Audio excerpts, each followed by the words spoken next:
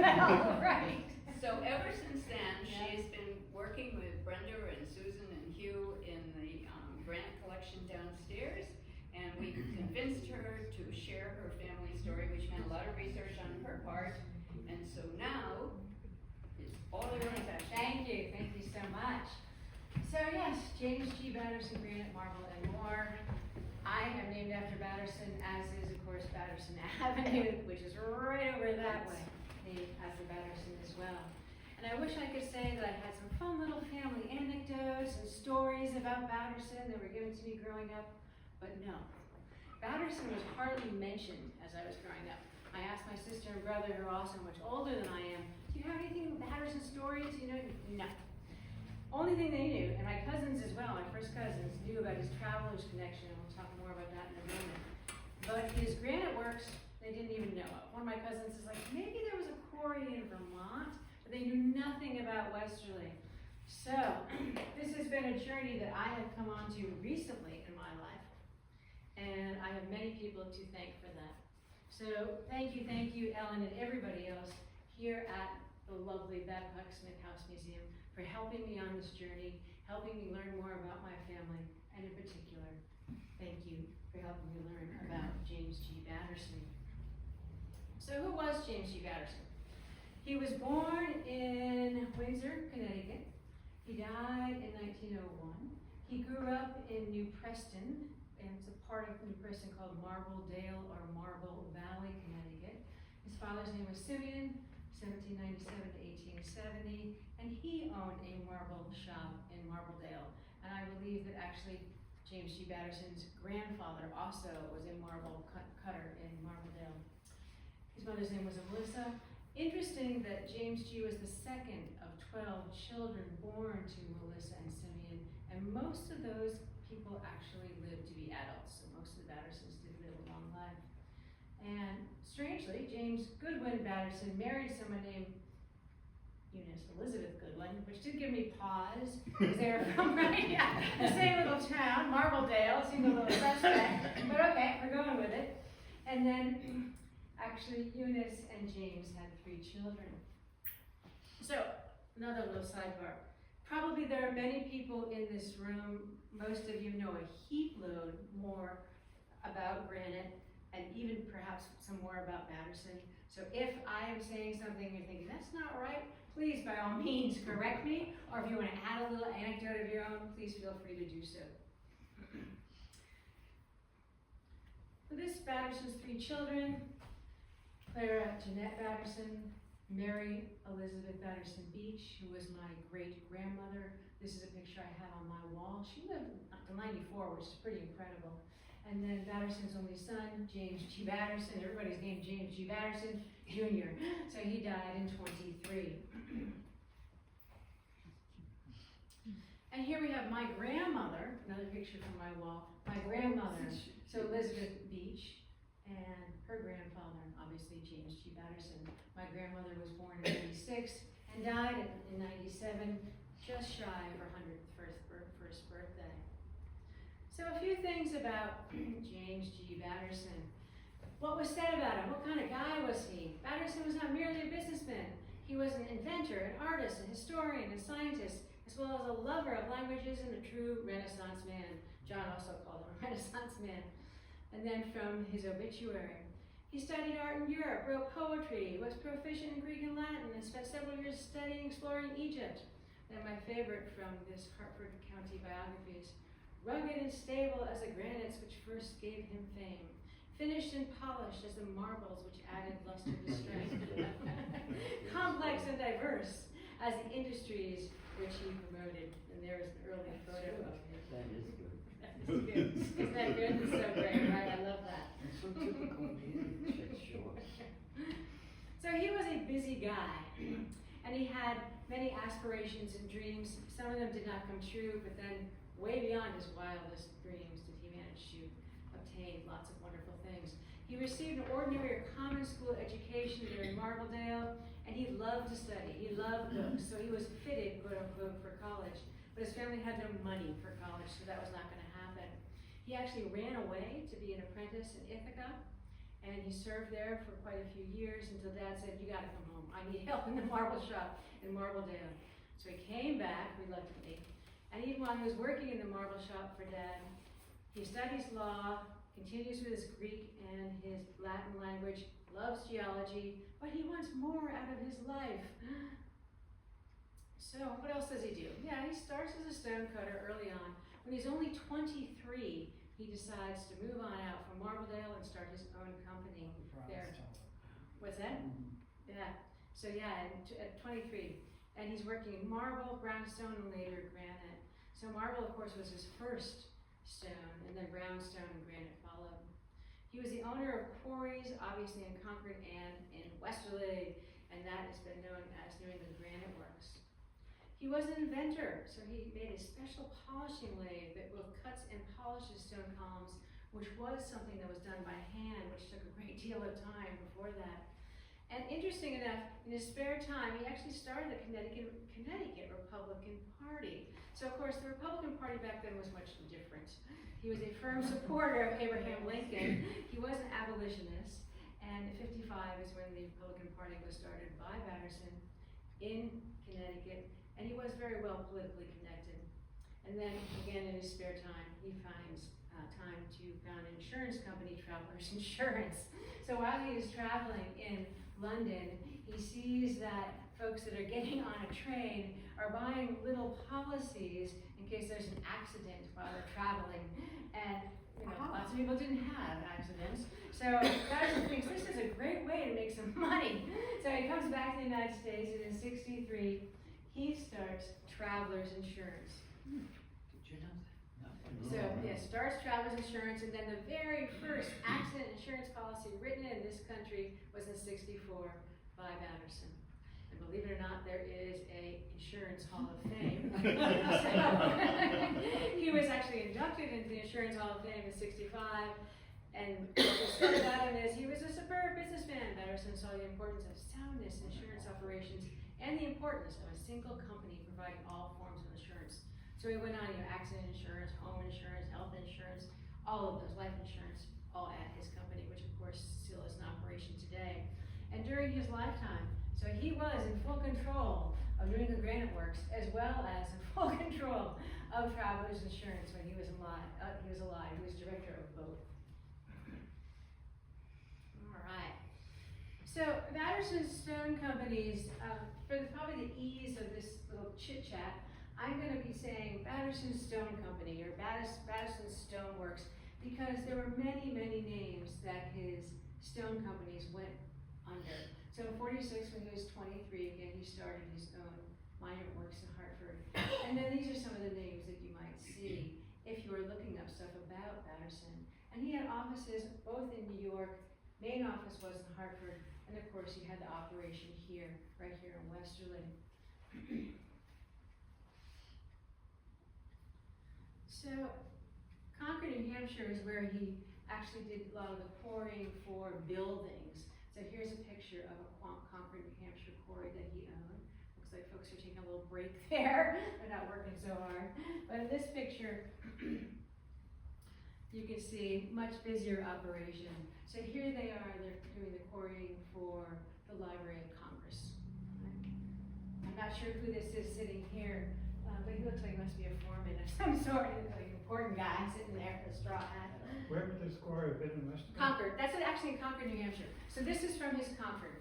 Oh, this is Concord. Yeah, so he had the Westerly one there, and then he had this one. And most of the building stone for buildings like the Library of Congress came from Concord. So his business card was this, once New England Granite Works is incorporated in 1871. And you can see here in the business card, you can see quarries at Westerly. And you can see Hartford office is mentioned. You can also see that his New York office is mentioned. And if you look closely, it's a little blurry, but you can see there's lots of Battersons. So he employed lots of his brothers, both in the Granite Works as well as in Travelers Insurance.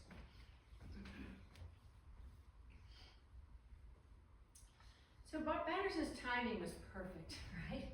So Civil War, obviously, 1861 to 65, and that changed everything. Because all of a sudden, every little town and every big city in New England and beyond wanted a monument. So I thought this was an interesting quote from the Hartford Courant. Post-war demand meant explosive growth for Batterson's firm, which produced many of the most admired Civil War monuments in the country, including the national monuments at the Gettysburg and Antietam battlefield cemeteries. The firm renamed the New England Granite Company, expanded into general construction with contracts to build Providence City Hall, Marble House in Newport, the Connecticut Mutual Life Insurance Company building in Hartford, George Vanderbilt's Biltmore Estate in North Carolina, the Library of Congress in Washington, and then the new Connecticut State Capitol, and also the foundation under the Statue of Liberty. Is Marble House made of granite or marble? It is marble, so that was part of the marble works, yeah. Okay. Yep, yeah, good question. So just a picture of the busy, actually this is Westerly, this is the very, very busy and filled Granite shop. You can see the Antietam Man, some other soldiers, and other beautiful monuments there. Okay, for the folk, I mean, there's so many things to choose from. And I just thought for a while, oh, we'll do the Library of Congress, but then nah, anyway. So for the focus of this talk, we're gonna focus on the Forlorn Soldier, which we'll learn more about. Antietam Man, Connecticut State Capitol, Soldiers Monument in Mystic, and then the Mallory Gates, right there in Mystic as well. So I grew up in Mystic, just so you might know, Mystic focus. Forgive me, wish I'd grown up in Westerly.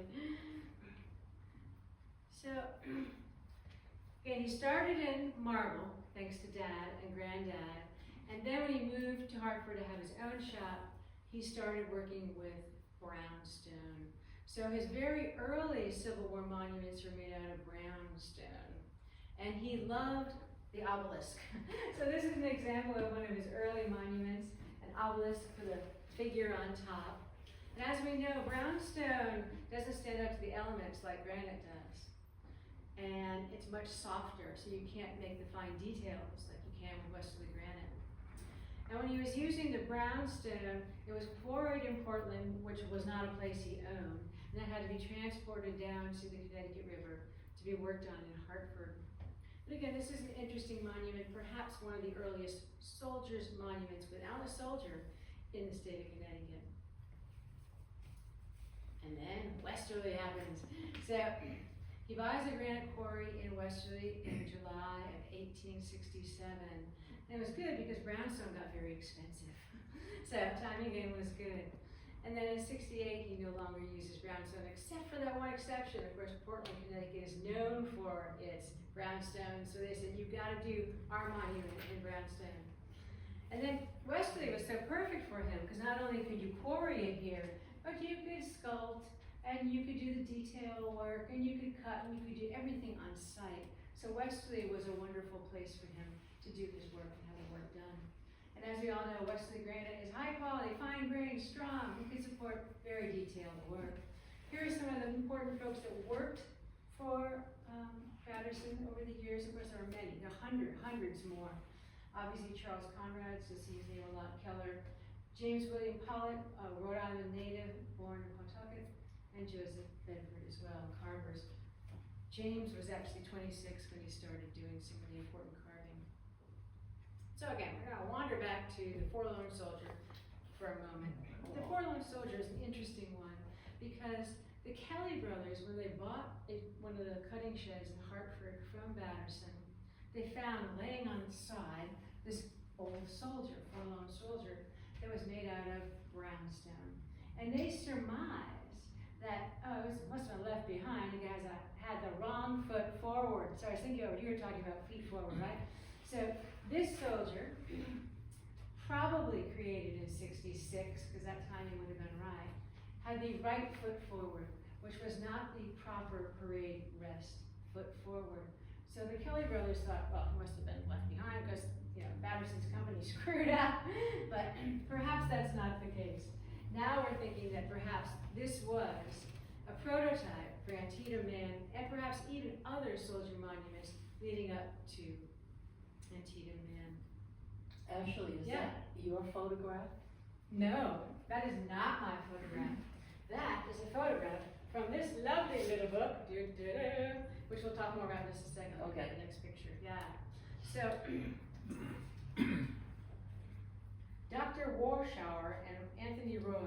created this lovely little book called Forlorn but Not Forgotten, and it's all about the forlorn soldier.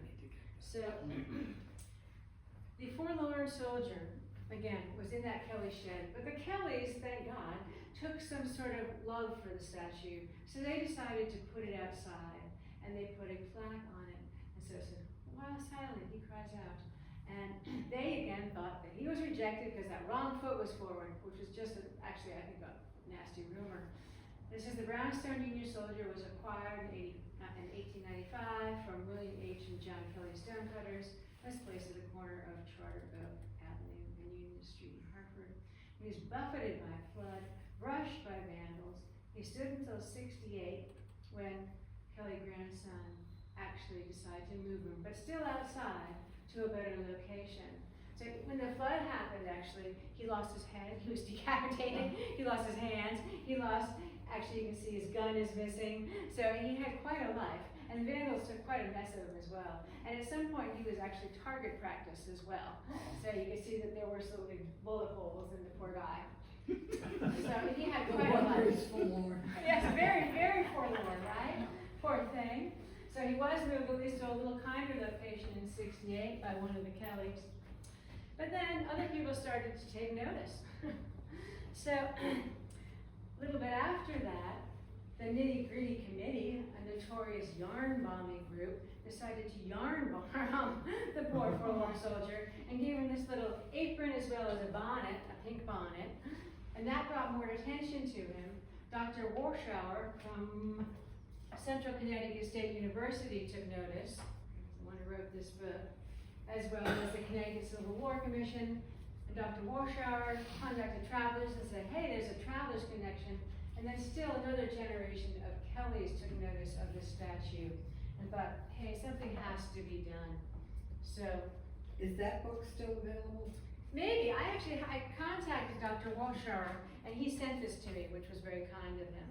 So I can ask him if he has more, yeah, because it's really interesting, yeah, no, it's fantastic. But I'll tell you, I think there is like a mistake in here. but it is really interesting, it provides a lot of history, yeah, that was wonderful. Because, so they think that's the Antietam Man prototype, but there was another statue in 67, which is in Deerfield, Massachusetts, which actually does mimic this one, has the beard. So it's interesting, things important to note. Again, we know the right foot's forward, but this one has a beard, right? Obviously, we'll see in a moment, Antietam Man does not. But the one in Deerfield does have a beard. Also, where his face is looking is interesting. So Antietam Man is looking straight ahead. This one is the one in Deerfield, he's looking down. So little things were changed. So I think this was just the prototype for all of the soldier monuments going forward. I think that it was the first one that he made. There's also no, sometimes they have like a tree trunk behind the legs, part of the statue in order to stabilize it, and this one doesn't have that. So they thought, oh, this is a pretty good start. Then they made changes, at least that's my thought. But still, this is the very first, this is what we think, Civil War soldier monument carved in this country. So finally, he gets a celebration, that's Dr. Warschauer in front. And then he is moved for a short time into Hampton, to have some repairs done that he greatly needed. And then finally, he is moved into the state capital of Connecticut.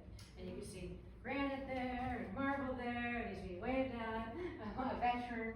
So he's finally out of the elements, and he can rest easily. And it makes sense that he was moved to the capital, because the capital was also something Batterson had his hand in. So Batterson very much wanted the whole business with this.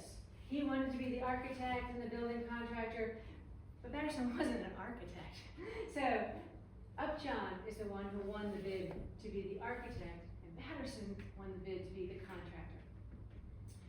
But Batterson had the last laugh, because Upjohn's design, which was nice and subdued and sedated, it had this lovely little clock tower that was much more, smaller and cheaper. Batterson had this idea, right? So, It's so Batterson. not Batterson. He always thinks big, right? So, although Upjohn's plan cost the state of Connecticut $1 million, finally, Batterson's like, I'm doing what I want anyway, caused a lot of flack, and it's cost the state more than double the original price. So here we have a picture of Batterson's idea, massive, beautiful dome. Again, the subdued one that Upjohn had wanted. And here's a close-up of that lovely dome, gold, obviously leaf, marble statues that at one point were wood around it, outside of that gold leaf dome, and then naturally Westerly granite used for the outside of this lovely building, right? And it's really a beautiful, beautiful capital. So Westerly granite. Here's a map that I actually got from Facebook, so forgive me, there's this circle around the quarry school there. But I like the map because it shows Smith Granite Company, and then you can see Rhode Island Granite Works, which was Batterson's operation, what was the name that he first had when he came to the Westerly. And you can see the lovely train tracks, right? That's the best I've seen. Yeah. So the train obviously was instrumental in moving that granite. It was very important. Batterson had his very own train. Wow, he's good.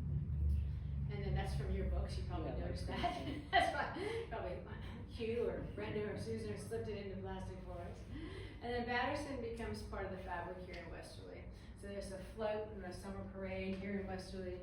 I'm being pulled by oxen that normally worked in the quarry yard.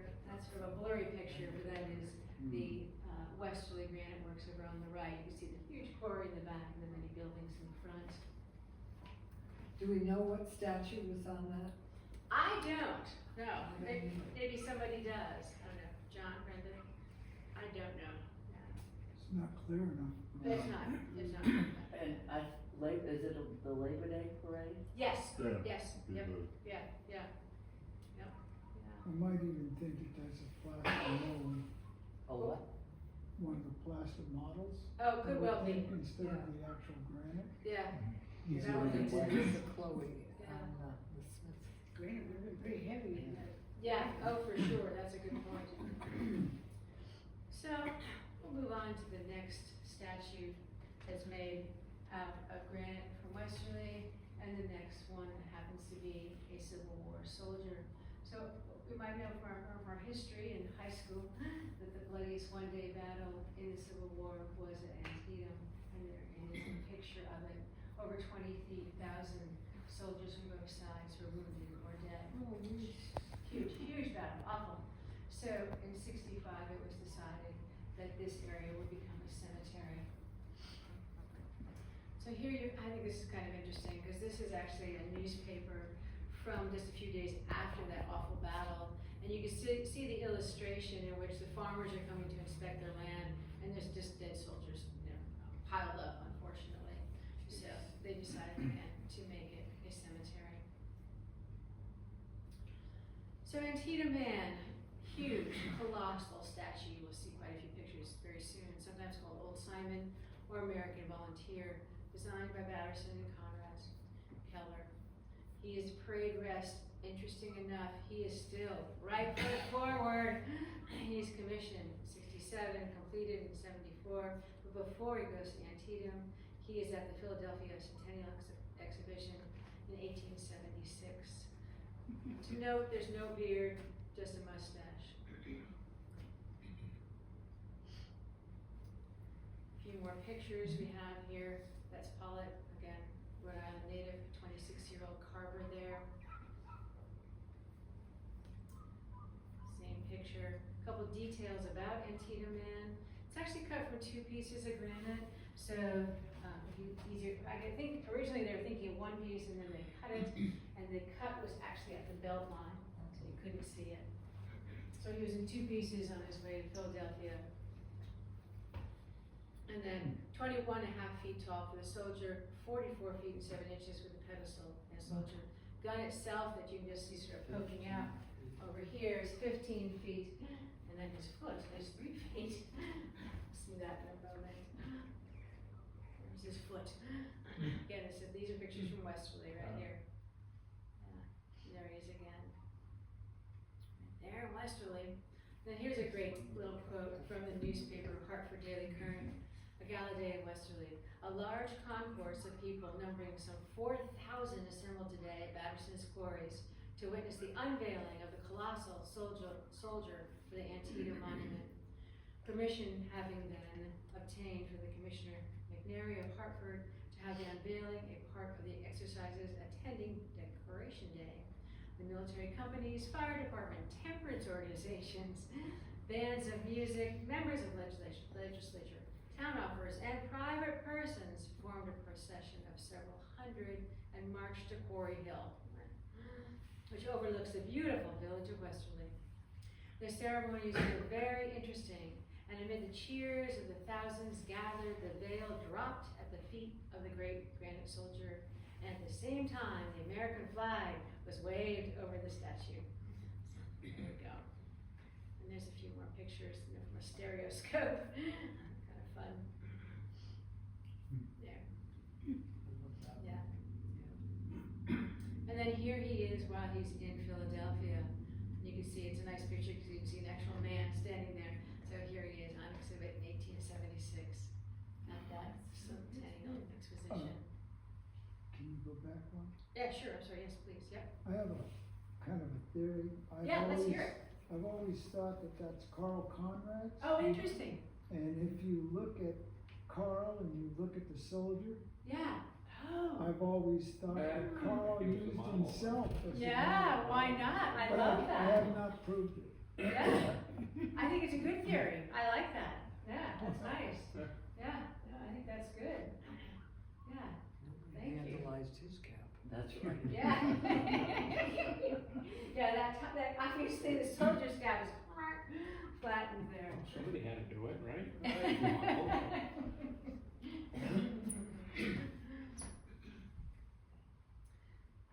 And then here's the final resting place for Antietam or Old Simon, right? So yeah, over 4,776 Union soldiers are buried here, not for themselves but for their country. Is engraved on the statue. And then here's an old postcard. Tell us about his falling in the river. Oh, I'm sorry. Yes, I apologize. Yes. So yeah, after he leaves Philadelphia, the two big barges carry him, right? And the first top section falls in to Potomac for more than months. There's months. The first part of the statue is stuck in the mud in the river. Takes a lot to get it out, get it once again on a barge, rolled to Antietam. So it has sort of a difficult start getting itself footing on. Pretty good. Yeah, he looks pretty good. He had to be cleaned up and everything, yeah, before actually put atop that statue, yeah. He thought his life was tough during the war. Yeah, right, exactly. Well, you know, I bet the crew taking him off the barge was probably the low bidder. Yeah, that's right. Oops, right, yeah. Is there any record, Ashley, of how they got that out of the river? Did you find anything? What I read was like logs and pulleys, barges, logs, pulleys, and barges is basically what I read. But you know, it would have been great if there were photos and whatnot, but I couldn't find any, yeah, it's really interesting, yeah. And to Yeah. me, how did they attach that top piece to the bottom piece that Right. high? Yeah, I know, right, Must yeah, be double. yeah, it must be, right, They probably used a giant A-frame. yeah, Had right, to. what you see in those other All the pictures. blocks on it. Yeah, it must have been like, yeah, Yeah. get back to the A-frames, yeah, here you can kind of see the A-frame here, right, yeah, and those derricks, right, yeah, so, yeah. So an interesting little history, yeah. And there's the postcard looking over Very the impressive. cemetery, right, yeah. All right, we will see yet another soldier. So Mystic, where I first lived as a child, has its own soldiers monument. 1883 is when this one was created, and you'll notice now we have the left foot forward. So Batterson's company changed feet, which is an interesting thing. You know, did they finally like wake up and decide, okay, we gotta do the left foot forward? Did they finally decide that, you know, okay, I got enough flack for putting the wrong foot forward, or what was the reasoning? I'm really curious. But after 75, we always see the left foot forward for soldiers' monuments.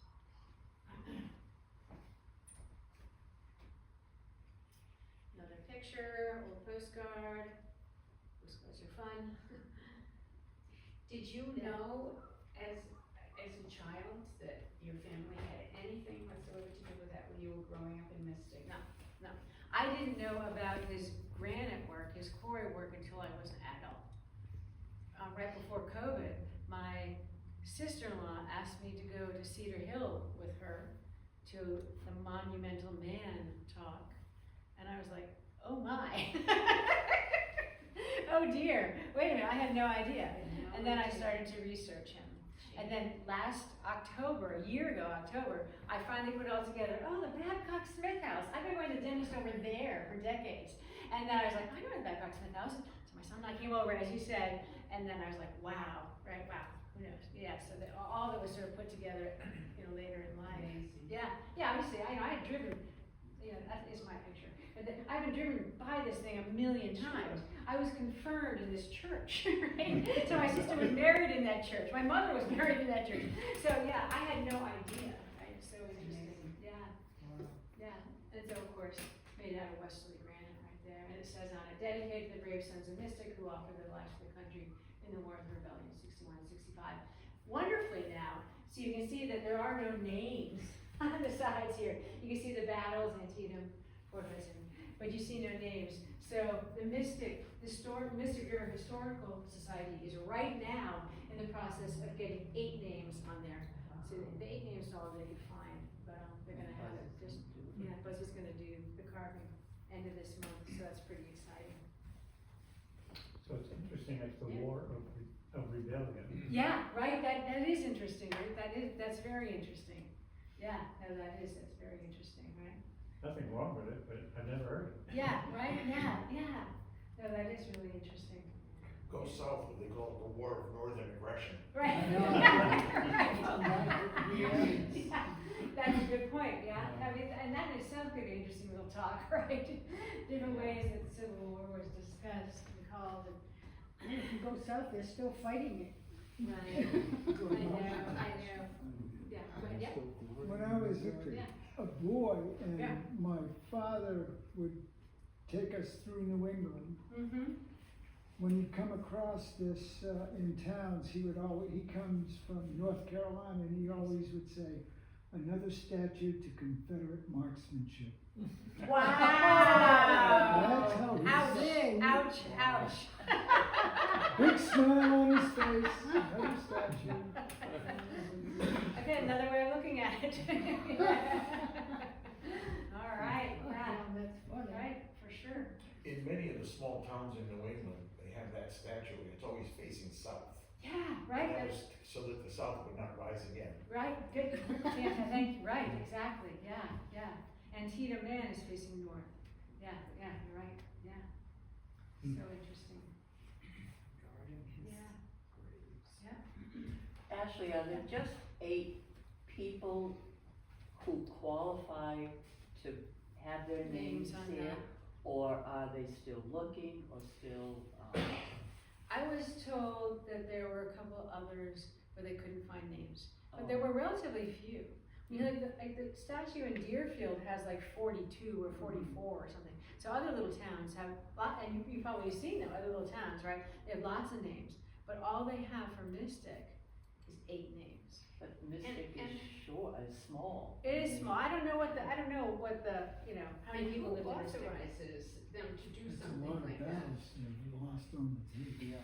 Does the town own it and they authorize the Mystic River Historical Society to be able to do that, or? Great question, Ellen. I don't know. Yeah, I'm not sure exactly. Yeah. Buzzy will do a good job, I mean, They I will don't do a have good any job, right. problems with Yeah. that, but it's interesting. So the 8, would those be people who had served or died? Died.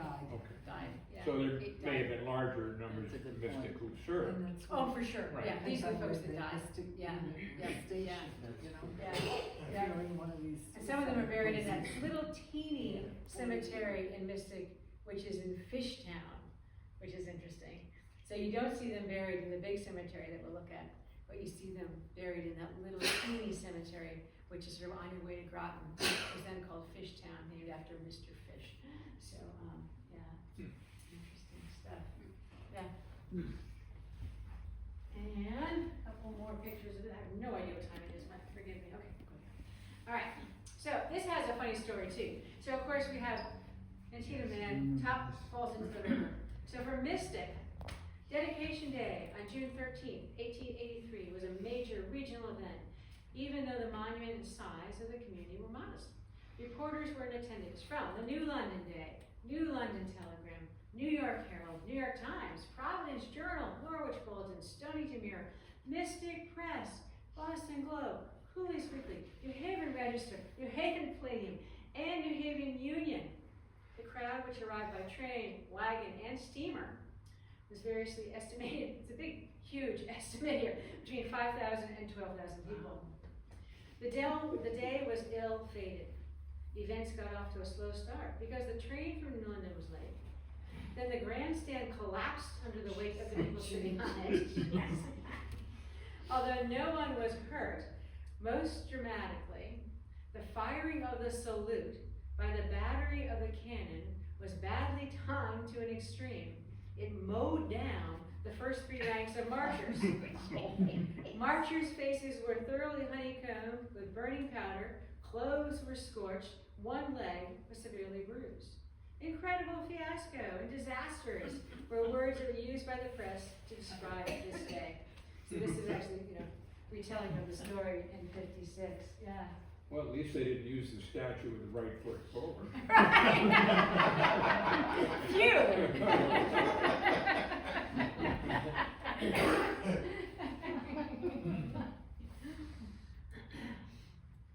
And again, an old postcard. I love these old postcards with the trolley tracks, right? And then, of course, I remember actually seeing trolley tracks in Mystic that were sort of partially peeking through pavement. Some of you might remember trolley tracks here in Westerly. Somebody hasn't hit it. It is amazing. Yeah, John. Yeah. I'm also really interested, this is the first time I've seen this photo, Okay. and I believe the Smith Granite Company got the order to do the curbing, the circular curbing around Interesting. it. Okay. And Neat. so I've Yeah. never really seen it where it was actually elevated. Yeah, right. It's on a stand. Yeah. That's interesting. Yeah, that's really interesting. Yeah. And one more picture. There we go. Most importantly, from this picture, you can see that Charles Henry Mallory was the one who put up the money for this. He lived right near the statue. So, Yeah. there we go. So, Elm Grove Cemetery, beautiful cemetery in Mystic. We're now trying to get on the National Historic Register. I did go to Elm Grove and talk to the person who runs it, but all this documentation is now not at Elm Grove. It is with someone else attempting again so that they might become part of the National Historic Register. But the cemetery was established in 53. It is a fine example of the park-like cemeteries that were becoming all the rage, the Victorian park-like cemeteries at that time. Before that time, that era, of course, you see the graveyards that were often in town or next to a church, and the graves or bodies were lined up much closer together. And then it was decided that, maybe we should move some of those dead bodies away from town. And so they started creating these lovely park-like settings, and this is one of those. So when Charles Mallory died, he owned a steamship company in New York, and so he had a great deal of money.